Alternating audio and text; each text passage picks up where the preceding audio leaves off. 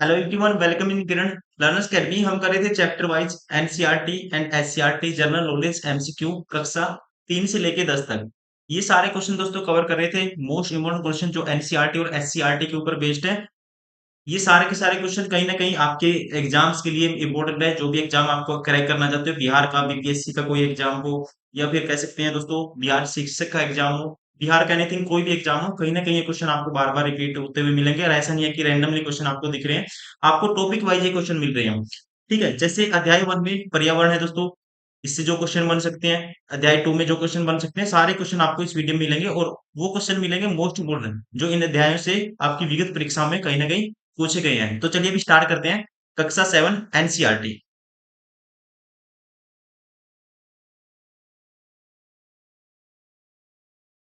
Question number 2, अध्याय 1 पर्यावरण, कक्षा 7 एनसीईआरटी भूगोल। वस्तु विनिमय पद्धति का क्या अर्थ है? तो दोस्तों आप ध्यान रखिए, जब किसी एक वस्तु के बदले दूसरी वस्तु का लेना या देना होता है, वह वस्तु विनिमय या इंग्लिश में बोलते हैं इसको बार्टरिंग सिस्टम। राइट आंसर होगा ऑप्शन फर्स्ट, अदला बदली का व्यापार। क्वेश्चन नंबर 4, ग्रीन हाउस प्रभाव कौन सी गैस पैदा करती है? दोस्तों green house gas, green house प्रभाव, ठीक है, पैदा करती है। ध्यान रखना आपको, इसका राइट आंसर होगा ये है गैस CO2, कार्बन डाइऑक्साइड। अध्याय 2, क्वेश्चन नंबर 2, पृथ्वी की सबसे आंतरिक परत को क्या कहा जाता है? पृथ्वी की सबसे आंतरिक परत को दोस्तों क्या कहा जाता है? तो ध्यान रखना आपको, इसे बोलते हैं हम कोर। क्या बोलते हैं? कोर या क्रोड। राइट आंसर होगा ऑप्शन थर्ड।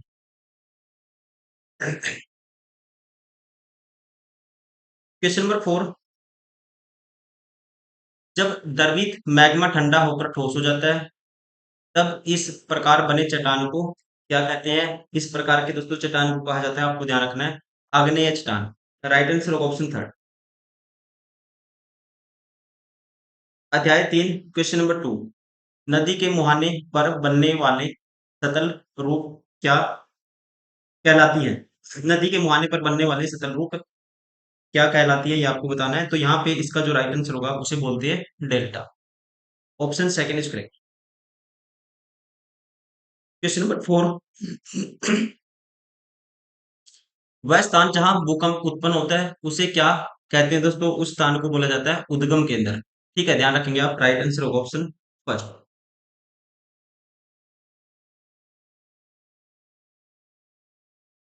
अध्याय 5, क्वेश्चन नंबर 2, विश्व जल दिवस कब मनाया जाता है? दोस्तों विश्व जल दिवस कब मनाया जाता है? तो आपको ध्यान रखना है, विश्व जल दिवस मनाया जाता है, यहाँ पे राइट आंसर होगा option second, 22 March. Option second is correct.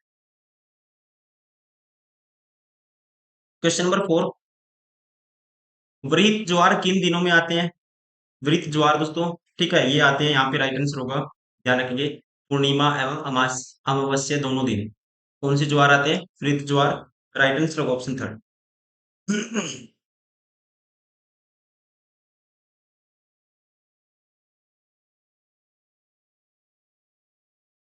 Question number 6, sorry अध्याय 6 क्वेश्चन नंबर 2। अध्याय 6 क्वेश्चन नंबर 2, उष्णकटिबंधीय सदाबहार वन कहाँ पाए जाते हैं? उष्णकटिबंधीय सदाबहार वन दोस्तों ध्यान रखेंगे, ऐसे वन क्षेत्र हैं जो भूमध्य रेखा से दक्षिण या उत्तर में लगभग 5 डिग्री अक्षांश के भीतर पाए जाते हैं। राइट आंसर होगा ऑप्शन सेकंड, अकॉर्डिंग टू, ठीक है, कौन सा है, कहाँ पे? तो ये आएगा इसके अंदर दक्षिण अमेरिका। राइट आंसर होगा ऑप्शन सेकंड। ठीक है, तो इसमें क्या क्या आएगा?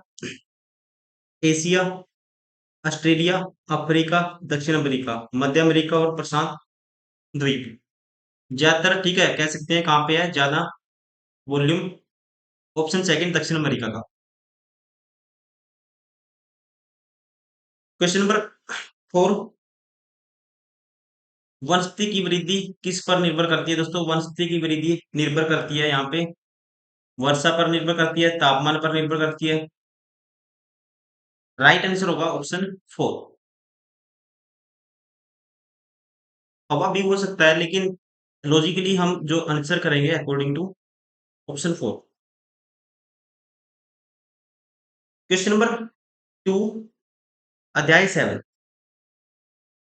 कोलकाता किस नदी के तट पर अवस्थित है दोस्तों? कोलकाता किस नदी के तट पर अवस्थित है? तो ध्यान रखना है, कोलकाता आता है यहाँ पे, राइट आंसर होगा हुगली नदी के तट पे। Option 4 is correct.